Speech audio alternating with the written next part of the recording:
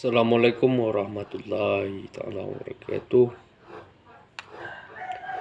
Hari ini kita perkenalkan jenis bawar atau ponok khas Gayo. Kalau di Melayu disebut keris ya. Ini khas yang dimiliki suku Gayo luas.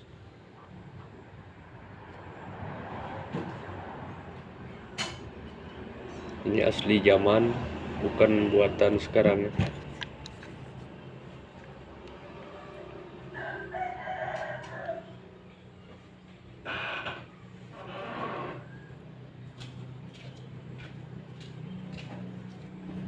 Ini yang dinamakan hulu, sampir, sarung, tampuk,